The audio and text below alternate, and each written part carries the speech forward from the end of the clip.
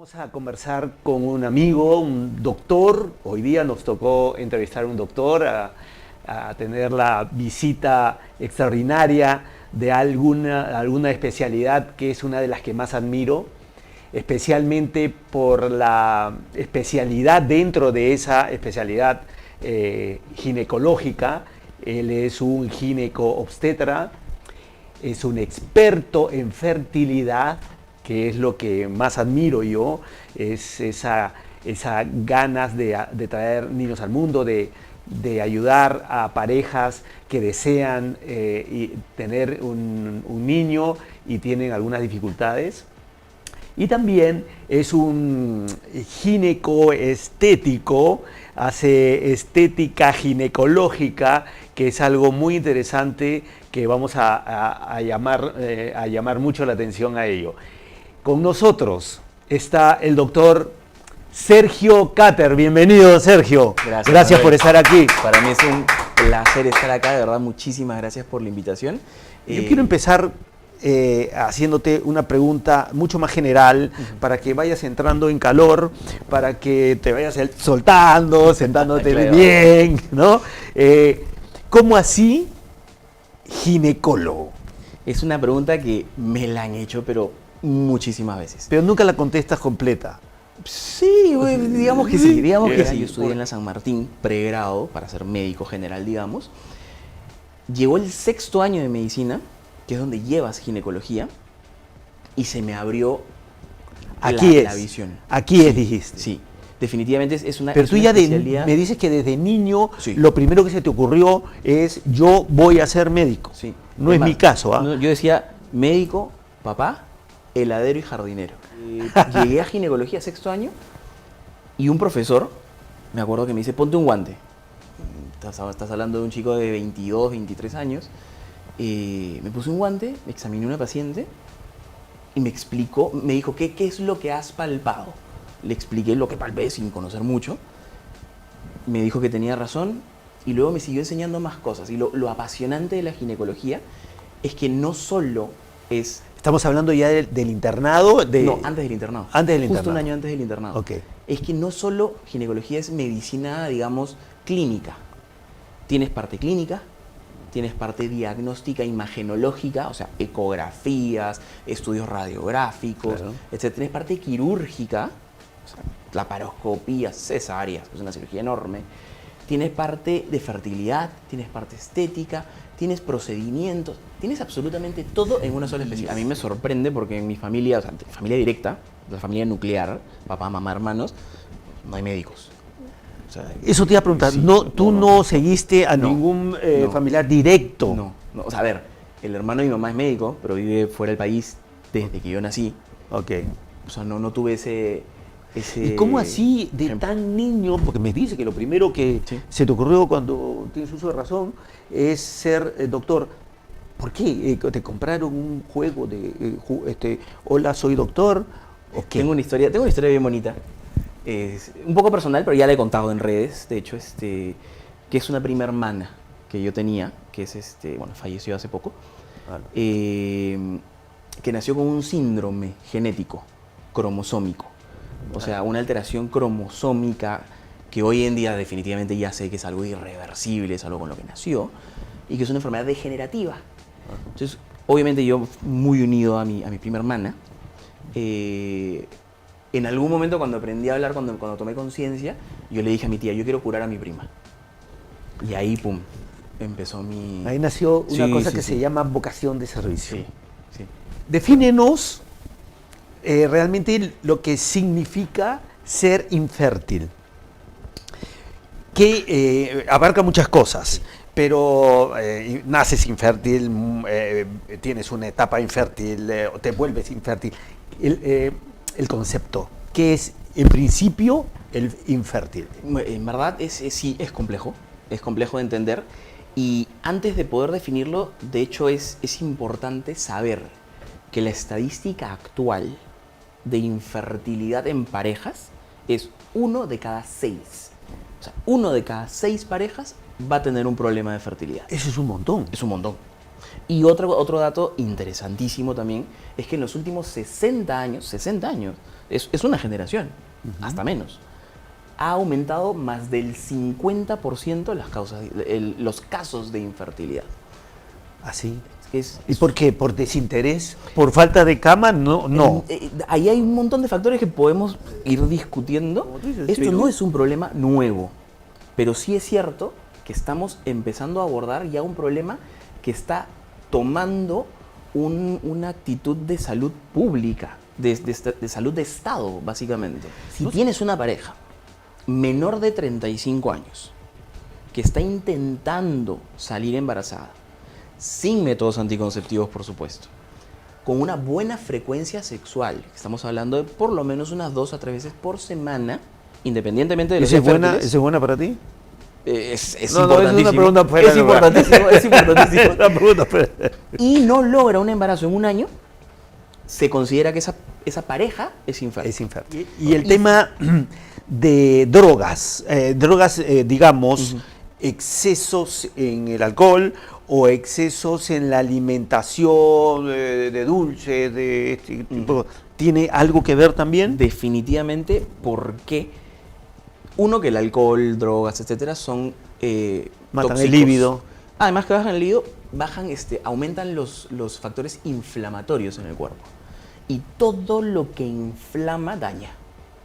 Entonces, al Ya, has final tocado vas a un tema tener- bien sí, interesante. claro, al final lo que vas a tener son óvulos de mala calidad o generación de espermatozoides de mala calidad. Y entonces gente que tiene una muy mala alimentación, que come muchísimo carbohidrato y no come grasas animales, ácidos grasos esenciales, no tiene un cuerpo ideal para salir embarazado porque están inflamados. Sí, exactamente. Y el eje hormonal que funciona desde el cerebro hasta los ovarios o desde el cerebro hasta los testículos se ve interrumpido porque no tienes una buena generación hormonal que haga funcionar el eje de la manera que tiene que funcionar. Para los que tenemos hijas, ¿desde qué edad nuestras hijas deben de acudir al ginecólogo? En verdad es una muy buena pregunta. Y yo siempre la respondo desde que empiezan a tener dudas. Esa edad puede ser 3 ¿Dudas años. ellas o la mamá? Ellas. Sí. Porque a veces la mamá es... Sí, no, la mamá no. siempre va a tener dudas. Sí. El detalle es cuando empiezan a cuestionarse ciertas cosas de su cuerpo que no saben muy bien explicar o cómo, digamos... ¿Estás hablando de la sobrepasarla. primera menstruación, Por ejemplo, o empiezan a sentir, o empiezan a crecer el pecho, pero todavía no menstruan, que es la telarquia, que es el paso previo a la menstruación, y dice, ¿qué está pasando? Entonces, cuando se empiezan a cuestionar, yo creo que ya están en la capacidad de entender a un especialista para que les explique qué puede venir a continuación. La adolescente ya menstrua, ya tiene cuerpo de mujer, ya es una mujer y ya está totalmente desarrollada hormonalmente. ¿Es cierto? No. No. No. Si hablamos de edades ideales, y ahí viene un tema que quiero sacar con tema de fertilidad y preservación de la fertilidad también. Porque si hablamos de una mujer muy joven, 16, 18 años, no tiene un eje hormonal maduro. Por lo tanto, la calidad de sus óvulos no es la mejor. Pero si hablamos de una mujer entre 20 y 25, esa es una edad espectacular. No solo para gestar, que por cierto, hoy en día no hay casi mujeres que gesten a esa edad, porque postergan su maternidad. Entonces, ¿qué es lo mejor? El mundo moderno. Claro, ¿y por qué? Porque buscan desarrollarse profesionalmente, una maestría, un doctorado, económicamente, en fin. Sí. Esa edad entonces, entre 20 y 25, es la edad ideal para congelar sus óvulos, por ejemplo. Un mito creado por nosotros.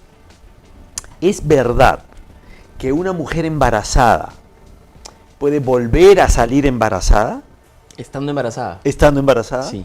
Sí. Sí, es real. Explícanos eso, por favor. Eso se llama una superfecundación. Es Una cuan- repasada. Es cuando el eje, o sea, supuestamente cuando una mujer se embaraza, es porque, claro, ovuló, se fecundó, se implantó y empezó a crecer el bebé. Y cuando pasa eso, en teoría, se debería de bloquear el eje. O sea, deberías de... No bajar otro óvulo, ¿te refieres? Claro, o sea, el cerebro no tiene que mandar la señal a los ovarios para que ovule nuevamente. Ajá. Por eso es que la regla se va los 9 meses. Pero hay veces es extremadamente raro que sigue ovulando. Entonces, si coincidentemente... Estás hablando al mes siguiente. Sí, al mes siguiente, o a los 2 meses, o a los 3 meses, porque han habido casos en los cuales se tiene un embarazo de 20 semanas o de 18 semanas y se embaraza nuevamente. Entonces, se llevan 18 semanas de diferencia un bebé con otro. Y a la hora del nacimiento... Nace uno y luego de madurar el otro, nace el otro. ¿Y cómo se organizan ellos para ver cuál sale primero? No, el que está maduro, el que creció. El que por crece. cesárea. Claro. Ah. Sí. Ah. ¿Sabían eso? Bueno, ya saben que no es un mito, es una verdad. De la toma de la pastilla, la famosa pastilla del día siguiente. Tiene consecuencias semejantes a no poder concebir luego de usar muchas veces estas pastillas del día siguiente. Mira, se creó este pensamiento falso en realidad porque precisamente es una píldora de emergencia. La idea es usarla cuando hay una emergencia. Cuando tienes una relación sin protección y no quieres un embarazo, la usas. Claro. Pero ¿qué pasa si tú tomas la pastilla muy tarde y ya hubo fecundación, ya hubo implantación? ¿Se vuelve una pastilla abortiva? No, ¿no? Al contrario. La píldora del día siguiente es progesterona. Pro en favor, gesterona, gestación. Más bien favorecería el La desarrollo implantación del Claro, feto. por supuesto. Sí. Entonces, el efecto de la píldora del día siguiente es el espesamiento del moco, el enlentecimiento de las trompas, por ahí que inhibe la ovulación si es que no has ovulado. Y esos son los mecanismos de acción de un anticonceptivo de emergencia. Pero si ya hay embarazo, ya se embarazó. Y la puedes tomar 5, 6, 7. Con esto no estoy diciendo que la tomes 5, 6, 7 veces al año y no te va a hacer un daño. Pero ojo, sí es cierto que te la tomas y va a generar un desorden en el hormonal. ciclo ese mes. ¿Correcto? O sea, de repente no te viene cuando te viene, o de repente te vino antes, o de repente vino un sangrado y luego la regla. En fin, diferentes factores, ¿no? Pero 1, no es abortiva. 2, no genera un trastorno hormonal como tal, pero sí puede generar un desequilibrio ese mes. Nada más. Y el tener relaciones, los jóvenes tener relaciones en el momento de la menstruación de la mujer, muchas chicas lo usan como una seguridad para no salir embarazadas. Es posible que salgan embarazadas a pesar que están en plena menstruación. Sí, claro. Y ahí viene es la gran incógnita del ginecólogo, porque uno sabe que la ovulación ocurre 14 días antes de la menstruación. Pero tú no puedes predecir cuándo va a ser tu siguiente regla. Son 14, no son 6 antes y 7 antes y 7 después. No, o sea, la mujer menstrua, por lo tanto tú sabes que 14 días antes ovuló. Ah, ok, sí, ¿correcto? claro. Entonces, puede estar menstruando y coincidentemente su siguiente ciclo va a ser en 14 días. Su siguiente menstruación. Pero eso no lo sabes. Entonces, sí puede ovular estando menstruando. Por lo tanto, puede gestar. O sea con que la la menstruación. técnica del método del ritmo Es para mujeres súper regulares. Súper O sea, regular. relojito. Ah, no es Sí, claro. infalible, ¿no? No. Antes decían, no, yo domino bien. Bueno, las que son regulares. Esto lo dominan perfecto y mis respetos porque sí, funciona. Sí, funciona. Pero- Eso funciona con la temperatura del cuerpo también, ¿no? También, sí. Temperatura, Se el moco conocen, cervical, la humedad vaginal y los días, por supuesto, calendario. O sea, esa mezcla de esos 4 métodos son muy buenos, pero para pacientes regulares. Y tú, una recomendación a los jóvenes, a las jóvenes que están empezando o pensando empezar una vida activa sexual. ¿Qué es lo que recomienda un gineco obstetra como tú? Bueno, primero que nada, si es que vamos a iniciar la actividad sexual, hay que tener en cuenta, 1, con quién la están iniciando. Si es que es una persona que ya ha tenido experiencias sexuales anteriores, lo ideal sería un chequeo previo de la pareja, ¿no? Sobre todo enfermedades de transmisión sexual, virales, etc. En la mujer, tanto como el hombre también, antes de iniciar la vida sexual, una vacuna contra el virus del papiloma humano, por ejemplo. En el hombre también. En el hombre también, porque el hombre la puede transmitir. Es el más no transmisor, hacer la enfermedad. claro. Luego, Relaciones con protección siempre. Y cuando digo protección me refiero a protección contra infecciones de transmisión sexual, no contra un embarazo como tal.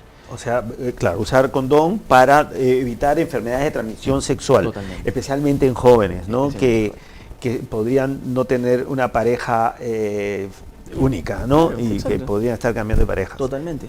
Claro, claro. Y eso verlo con responsabilidad. Acertadísimos en invitarte, eres un maestro, tienes toda mi admiración porque el que te dediques a ayudar a parejas que tienen dificultades para tener bebés, me parece muy loable, de mucho corazón, de haber estudiado tu carrera por vocación y te felicito, gracias por estar acá con nosotros